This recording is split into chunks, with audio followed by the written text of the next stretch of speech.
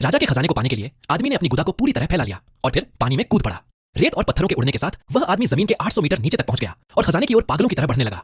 उसने सोचा था कि खजाना आसानी से मिल जाएगा, लेकिन वह दुनिया की सबसे मजबूत तिजोरी में छिपा हुआ था। फिर भी आदमी ने हार नहीं मानी और तुरंत अपनी दाढ़ी को निर्देश देने लगा। असंख्य बाल पागलों की तरह लहराने लगे और गुदा के रास्ते मशीन के अंदर चले गए और कुछ ही देर में तिजोरी खुल गई। एक रत्न जो दिव्य प्रकाश फैला रहा था उसकी आंखों के सामने आ गया। वह रत्न लगातार अपना आकार बदल रहा था, जिसे देख आदमी पूरी तरह से भ्रमित हो गया। उसी समय एक उड़न तश्तरी जैसी यूएफओ ने पूरे इलाके को सील करने की तैयारी शुरू कर दी।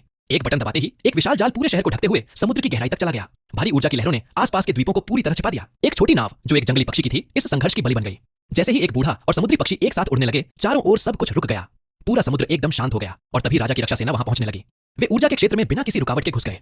अनेकों सेनाएं भी अचानक जमीन से बाहर निकल आईं और एकजुट होकर खजाने की ओर बढ़ने लगीं। और सहायता के लिए एक बूढ़ा और एक बच्चा पहले से ही तैयार खड़े थे। लेकिन जब उनकी ताकत कम पड़ने लगी, एक काला चाचा सीधे आकाश की ओर तीर चलाता है। स्वर्गीय देवताओं का टाइम कंट्रोलर उसी क्षण टूट जाता है। फिर दक्षिण सागर टाइम कंट्रोलर को ठीक करने के बहाने स्वर्गीय देवताओं को उसे तोड़ने के लिए मजबूर करता है।